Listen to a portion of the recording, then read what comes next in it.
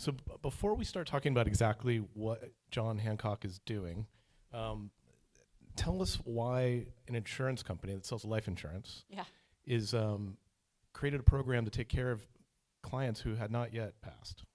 Because I think that's how your model, your business usually worked. Why did you pivot in this direction? Yeah, thank you. Well, thank you for having me, and it's great to see everyone. I haven't had the opportunity to be here for most of the day, but just being here for the past couple of comments, I think there's a lot of great conversation that we can have with my time here. It's a great question, and when you think about life insurance, right? Life insurance is there when you're not. That is traditionally what life insurance is all about. It's about the financial protection for your family, and we still very much 100% stand behind that. But 10 years ago, our now CEO, Brooks Tingle, took a different approach when we started to talk about life insurance. And he said, we're sitting here saying we are underwriting people, we're going through this whole process, and we sure hope that they live a longer, healthier, better life. But we were doing nothing to improve those outcomes. And when we started to think about what that meant and what our mission and purpose is to help customers live longer, healthier, better lives, we needed to create a program. It's our duty to create that incentive for customers to take those steps each and every day.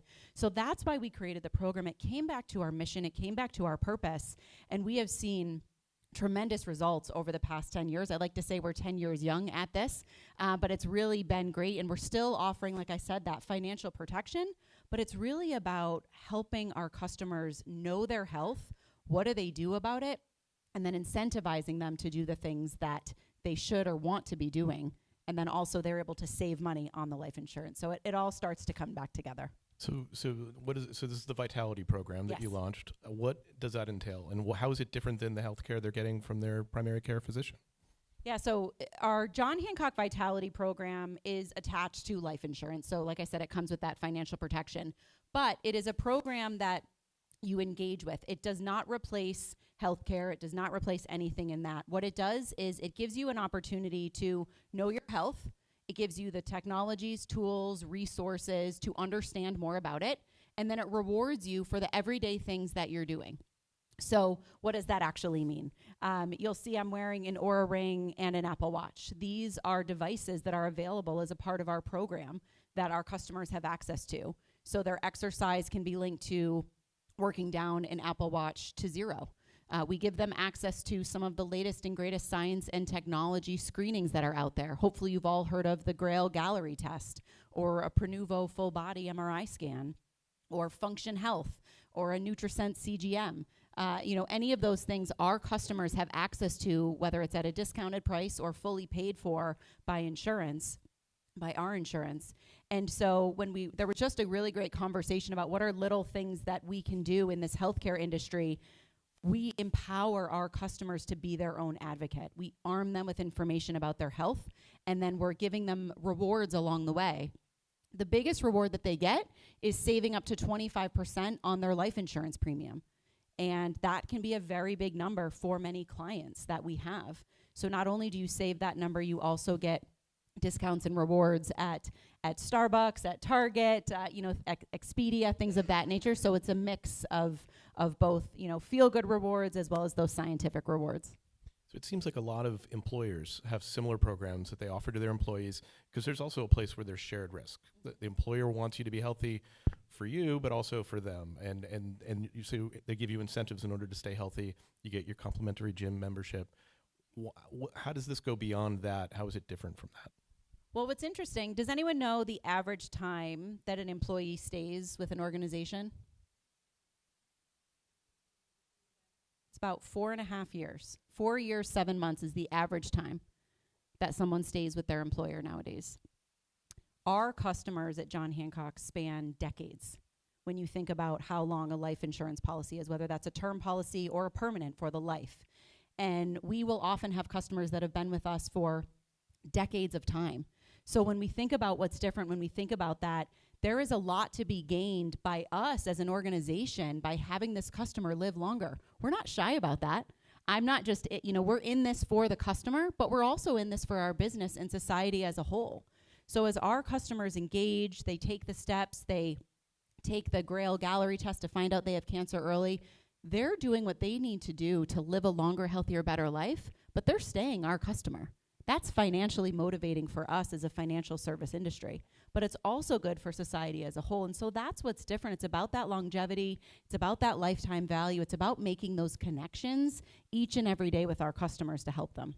So you rolled this out. How was it received? Like, I imagine initially customers must have been like, why are you telling me what to do with my body? You know, it's interesting. We actually, we talked about it a lot, as I'm sure we all do when we want to do something very different and innovative in our space within our organizations. So we started with research. We went out to consumer groups. We did double-blind studies. And we're actually, you know, this type of a program called Vitality is in other markets. So we did research in the UK, South Africa, things of that nature, other geographies. And we found out that, again, this isn't Lindsay calling up the customers. This is a double-blind study. When we explained a Vitality-like life insurance compared to traditional life insurance, 9 out of 10 consumers preferred it. 9 out of 10 consumers. We probably can't get 9 out of 10 of us to agree on one thing nowadays, and that's okay. But 9 out of 10 preferred this. What was more motivating to us as an organization is that 7 out of 10 consumers said they were more motivated to buy this type of life insurance. And we know that there is a protection gap in this country. So we saw through the research not only the desire to have this type of life insurance, but the likelihood to buy it. And so that we knew right out of the gate, and we saw a really great hockey stick of sales, of engagement in the program. So we thought that. We thought there would be questions around data. What are you doing with my data? Why am I sharing that with you? What does that mean? Is it going to change my underwriting? The answer is no. This is all post-underwriting. It does not change your risk class and payment and things like that to us. It's all to inform. If you give it to us, we're giving you back something for that. So we thought that, and it was proven wrong with research. And now 10 years in, I can tell you the research has been right. So it's fascinating because I almost feel like it gives the employee, the customer, a sense of empowerment because they can affect their rate. This is what State Farm has done with their trackers, where that's the good driver benefit. You can save money on your insurance, but you have to be a good driver. We're going to follow what you're doing in order to make sure you're a good driver. I think you're probably following people a little bit less, but talk about those incentives that you're giving to your customers. Yeah, it's so exciting when you can compare it to something like that. Behavioral insurance and the science of this incentive is really all around us. If you think of, that's a great example, right? In the P&C space, it's very much there in terms of safe driving. You're going to save on your premium. You can actually put I'm sure we know this, like if you put the alarms in your home, you can save on your homeowner's insurance, things of that nature. And so when we looked at we call it, and we look at it through a shared value insurance lens. When you're getting something, I'm getting something, and society is getting something, there's this shared value approach. And Dr. Matthew Porter over at Harvard actually did a research study on this that we've used as the base for a lot of the incentives that we've brought forward, or more the methodology. So some of the incentives that you've asked about, our customers, for every 5, 10, 15,000 steps, they get 20 points in the program.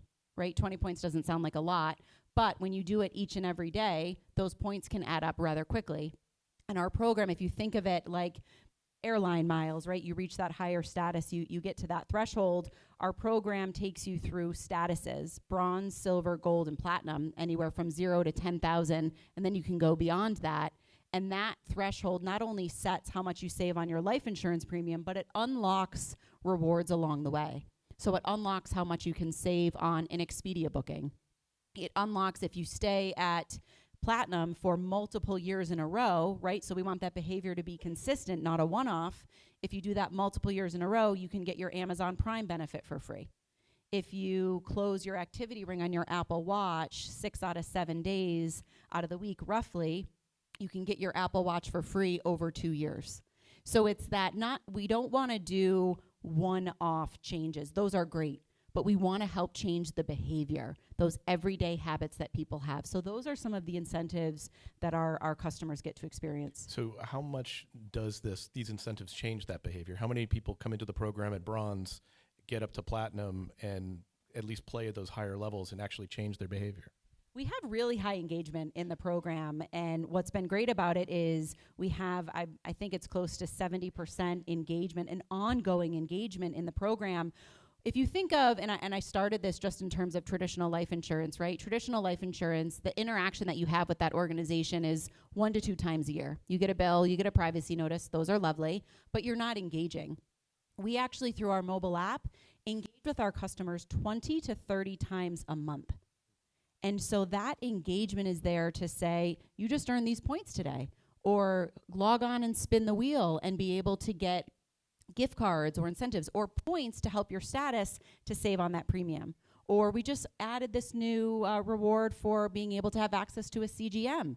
Log on to be able to see that. On average, our customers are going into our app 4 times a day. I don't know many apps I go into 4 times a day outside of tracking my son, who's 14, so that's fun. Maybe you should do that more than 4 times a day. Maybe I should, but hopefully normally he's at school. I get the little check-ins through Life 360. That text messaging, email, right, the Instagram, but it's right up there in the top 10 for our customers that are engaging. So engagement is high, and it stayed high, and the likelihood to recommend, so hopefully most folks are familiar with Net Promoter Score. The Net Promoter Score of our Vitality customers is 71. Likelihood to recommend. The scale for that, for those that don't know, is negative 100 to 100. We're at 71. Non-Vitality life insurance customers are hovering little into the negative, right around 0. So that likelihood to recommend this product, that likelihood to stay engaged is very, very high. Yeah, I mean, I think, first of all, I just think it's darn good marketing. Like, Thank you. Just to engage with the customer that much more frequently. Like, every business is trying to find ways to do that. You have to offer them something. The price points of the product are high enough that you've actually got a lot of leeway. And then you've got the levers that you can pull. I mean, access to I don't know if everybody knows what Grail is, but maybe talk about, like, absolutely. I don't know that everybody goes and gets that test. So are there, show of hands, familiarity with the Grail Galleri test? A few? Okay, great. Well, there are some doctors in Greg. No, that's good. So the Grail Galleri test it's a blood test. It's a multi-cancer early detection blood test. And it was brought out about in November, December of 2021. We actually saw it on an evening news briefing, and we had to look into what it was. Actually, our CEO at the time, our CEO now, Brooks Tingle, sent me a link and said, watch this, and we have to meet with this company to find out more. It is a blood test that tells you at that point in time. It's not a screening for if you have a gene or things of that nature. It's an actual blood test that tells you at that moment, do you have in your plasma, in your blood, a certain type of cancer? And it gives your information to your doctor to say, look here as 1, or look here as 2, or there's nowhere to look. It gives you a positive or negative signal. It's quite remarkable when you see the power of what this can be. If you think about it, we all go, or hopefully we all go for traditional screenings, right? We all go at certain ages, certain times. Per gender, you go for certain screenings. That is screening you for 1 cancer at a time, and at most 5 cancers. When you look at the cancers that are actually causing the most deaths, it is outside of those 5 cancers. So we know that by screening not only for an individual cancer, but screening an individual for cancers is the way that we can get ahead of these cancer diagnoses. And they've been an amazing partner for us. We actually had, I'll share one quick story. We actually had a customer who came forward to us. This was just, maybe 2 years ago. I got a call on my phone. It was a 416 number. I thought it was spam. I don't know anyone in I don't even know where 416 is. Now I know it's Ohio. And the message that this gentleman left me, Kelly King, was, I own your life insurance, and I took this Grail Galleri test that you sent me an email on, and I've been diagnosed with breast cancer. A male diagnosed with breast cancer. He said by the time, and that's where it originated because they found it at stage 1 in lymph nodes in his chest. They said by the time that would have been found, it probably would have been too late. And he said, because you offered this to me, because I had this in front of me, because I took the action, that was something that John Hancock brought to me.